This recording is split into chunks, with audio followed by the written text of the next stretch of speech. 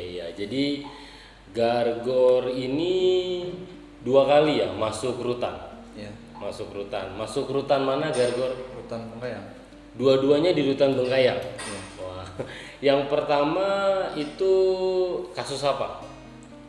Yang pertama curian mall. Curanmor ya. Vonis berapa tuh yang pertama? 16.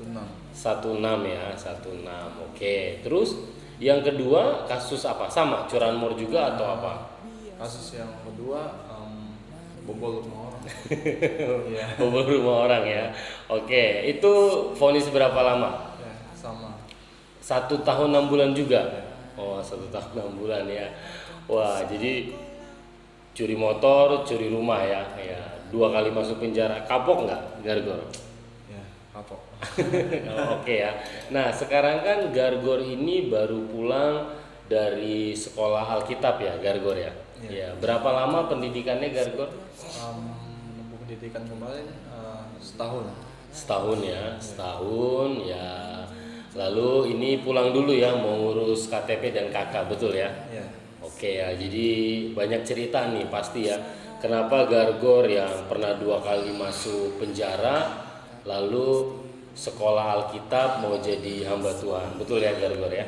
Oke ya, nah jadi nanya-nanya ngobrol-ngobrol boleh ya? Ya oke, nah tadi waktu sebelum acara mulai ini kan Gargor bilang Gargor itu hidupnya di jalanan dari kecil ya?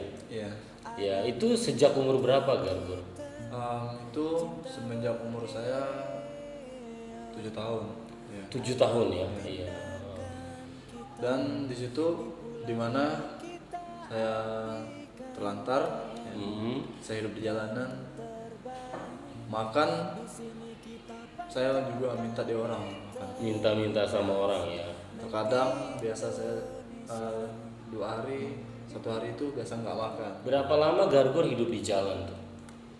Itu sampai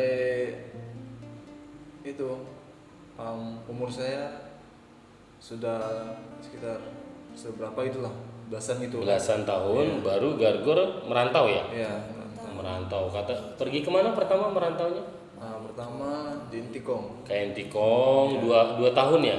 Ya. Lalu habis itu lanjut Ke Malaysia. ke Malaysia ya. Di Malaysia berapa tahun Gargor? Di Malaysia dari tahun 2014 sampai tahun 2016. Oh gitu ya. Lalu balik ke Kalbar lagi ke Bengkayang. Ya. Langsung ke rutan baliknya ya. Langsung ditangkap. Wah, jadi nggak mudah ya masa kecil Gargor ya. Terus Gargor berarti gimana sekolahnya? Saya jujur, saya dari kecil itu nggak pernah sekolah sama sekali. SD pun nggak pernah ya? SD pun nggak pernah. Karena di jalanan ya. Ya. Karena di jalanan terus orang tua Gargor juga waktu Gargor masih kecil udah meninggal ya. Ya. Ya mama dulu ya. Yang Nah akhirnya nggak sekolah, ya hancurlah hidup Gargor ya. Ya hancur ya. Pernah nggak dulu berpikir bahwa aku ini nggak punya masa depan gitu? Pernah nggak Gargor? pernah. Pernah ya. Bagaimana tuh? Apa yang Gargor pikirkan? Dan saya juga, saya pernah juga berpikir, Heeh. saya juga dari kecil nggak ada merasakan kasih sayang dari keluarga ataupun dari orang tua. Ya. Di situ saya melakukan hal-hal yang jahat. Di situ saya merasa itu sempat saya juga menuduh diri saya sendiri. Kenapa sih saya lahir? Ya sampai berpikir buat apa saya lahir kalau yang saya alami nggak enak gitu ya. Ya. Ya jadi benar-benar udah di jalanan, nggak sekolah, ya ngerasa ya nggak bisa jadi apa-apa ya. Ya Gargor sempet nggak sih pakai narkoba dan lain-lain gitu? Sempat. Sempet ya, pasti kehidupan remaja Gargor keras ya. Ya keras. Oke, terus nanti kita ngomongin bagaimana Gargor bisa berubah ya dari yang tidak punya harapan jadi punya harapan. Nah Gargor kan sekarang bisa baca tulis ya, bisa ya. Bagaimana saya dengar Gargor belajar membaca di penjara ya. Ya bagaimana ceritanya tuh? Ceritanya dari pertama saya masuk penjara, Ya. tahun 2016, Hmm. di mana di penjara saya sudah menjalani hukuman sekitar 10 bulan. 10 bulan. Ya. Di situ saya minta bantu sama sekamar Teman saya, sekamar. ya, teman sekamar untuk membantu saya untuk membaca. Oke. Di situ saya pelan-pelan belajar, Pelan-pelan ya. pelan-pelan belajar, dan di situ saya hanya belajar membaca dan berdoa, Oh, jadi bacanya baca apa tuh? baca Alkitab. Baca Alkitab. Jadi baca, berdoa, itu kegiatan Gargor selama di dalam. Iya. Dari awal masuk langsung begitu atau setelah 10 bulan di dalam? Setelah 10 bulan di dalam. Jadi sadarnya tunggu 10 bulan ya. Iya. Di situ lama sampai saya bebas tahun 2017. Saya masih belum Lancar. baca. Oke. Dan juga nulis pun saya belum tahu. Belum tahu ya waktu itu ya. Tahun 2017. Dan di situ saya keluar dari penjara sebulan, mungkin nggak sampai sebulan saya di luar. Lalu Saya melakukan hal yang nggak baik lagi, ngebobol rumah itu ya. bobol rumah. Iya. Dapat uang nggak ngebobol rumah waktu itu? Nggak sempat sih. Iya. Kok bisa nggak sempat? Kabur duluan atau ketangkap duluan? Ketangkap sama orang ya. Wah, di masa nggak waktu itu? Untungnya nggak dimasak. Oh enggak ya. Jadi nggak sempet dapat uang, ketangkap lagi, masuk ke rutan Bengkayang lagi. Iya. Lalu teman-teman yang di dalam bilang apa sama Gargor? Ya, ada yang bilang kamu itu ya bodoh katanya. Bodoh. Kamu melakukan hal itu tapi nggak dapat apa-apa katanya. Ya. Saya berpikir di situ ya apa yang saya pelajari dari tahun 2016 tahun 2016 untuk belajar membaca. Dari situ saya tingkatkan lagi. Membaca lagi. Ya, Membaca. Menulis pun di dalam. Iya. Yang ngajarin siapa? Yang ngajar saya menulis saya sendiri pribadi. Jadi sendiri ya. Memang niat dari dalam ya. Ya, Niat dari dalam. Wah. Ya akhirnya sekarang bisa membaca, bisa menulis ya. Bahkan ikut sekolah Alkitab ya. Betul ya. Untuk bisa menjadi hamba Tuhan. Bagus sekali ya. Nah, apa pengalaman terburuk Gargor itu waktu Gargor hidup di jalanan? Yang selain pernah 2 hari nggak makan, pernah nggak sih punya pengalaman yang sangat buruk sampai Gargor nggak bisa lupa sampai sekarang? Yang saya nggak bisa lupakan sampai sekarang, dulu saya sempat dari kecil saya juga tidur di tanah. Tidur aja gitu di tanah gitu ya. Tidur di tanah. Itu keluarga Gargor nggak nyariin? Enggak. Oke. Di mana saya juga di kaki 5 orang di teras orang. Di situ juga saya tidur tanpa alas apapun. Jadi sering banget malam kedinginan ya. Pasti tidur nggak nyenyak ya Gargor ya. Kebangun ya. Gimana Gargor sekarang? Gimana Gargor bisa sembuh dari trauma seperti itu? Maksudnya kan nggak mudah Gargor.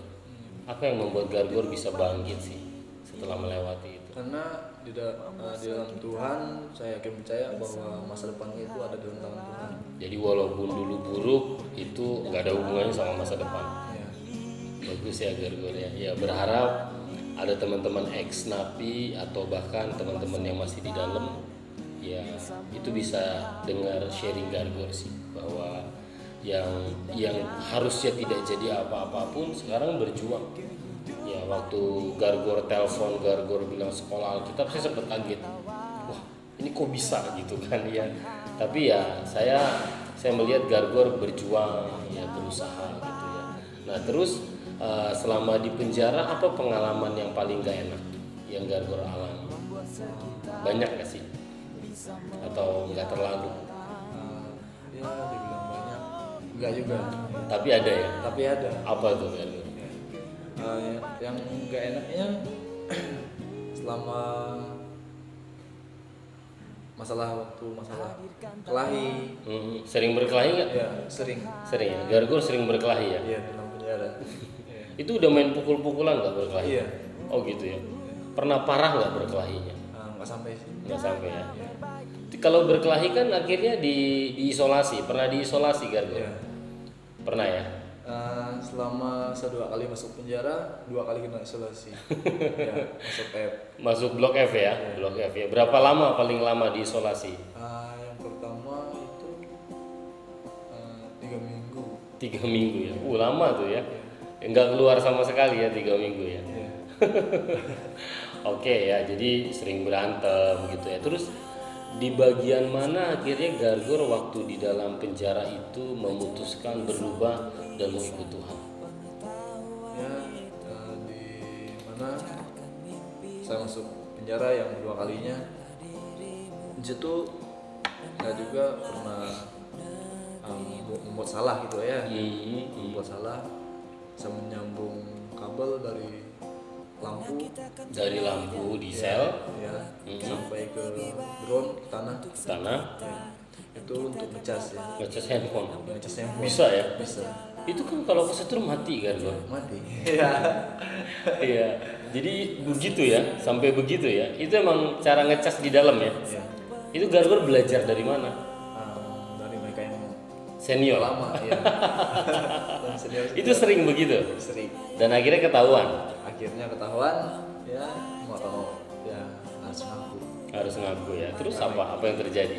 Karena kita yang berbuat, kita yang harus tanggung jawab. Jadi ngaku ya, masuk blok F lagi, dimana di situ saya bisa bawa Alkitab dalam F. Oke. Nah, dimana saya juga membaca Alkitab, doa. Buat Gargor itu jadi cara Tuhan memanggil Gargor untuk melayani dia, betul ya? Ya, berarti Gargor itu dibaptis di penjara dong? Ya, siapa yang baptis Gargor? Panago kata dia. Iya, saya baru ingat tadi yang baptis saya. Waktu itu berapa orang yang baptisannya? 4 orang. Siapa aja ya waktu itu ya? Waktu itu Ajang ikut gak sih? ya, saya, Gargor, Ajang, Ibrahim, sama Henry. Oh iya Henry, saya ingat ya. Ya aduh, jadi ya tempat itu menjadi tempat Gargor itu ketemu Tuhan ya. Ya, dan itu bagus Gargor. Saya pribadi senang melihat Gargor ya. Tapi ya perjalanan Gargor ini masih panjang. Ya walaupun Gargor mengalami hal yang supranatural ya, mengalami mimpi atau penglihatan, Gargor dipanggil Tuhan, lalu ada tandanya Tante Gargor datang ngebawa ke Jogja, tapi dalam prosesnya itu Gargor harus benar-benar mau dibentuk sama Tuhan ya. Jadi ini kan baru mau selesai sekolahnya ya, nanti balik ke kampung lalu balik lagi ke Jogja ya. Ya jadi harus benar-benar mau dibentuk sama Tuhan ya. Jadi ini kan baru mau selesai sekolahnya ya, nanti balik ke kampung lalu balik lagi ke Jogja ya. Ya jadi seperti itu ya. Jadi berharap Gargor terus berjuang ya. Gargor bisa membaca, bisa menulis, lalu berani ke Jogja, lalu melewati sekolah setahun aja, itu hebat. Saya ingat waktu itu Gargor pernah telepon saya nggak betah kan, karena ada masalah ya, berantem di sekolah, tapi Gargor bisa melewati itu baik sekali. Oke, kalau ada teman-teman ex-napi atau teman-teman warga binaan yang sedang bergumul hidup ini berat, apa nasihat Gargor buat mereka? Ya, bagi teman-teman ya, kita selalu semangat dan jangan menyerah untuk mencari Tuhan. Gargor, terima kasih nih ya, bisa ngobrol semangat ya, tetap cari Tuhan ya, pokoknya jalan hidup dengan baik. Oke, jadi seperti itu Gargor, terima kasih ya buat ngobrol-ngobrolnya, sukses ya. Oke, kalau gitu.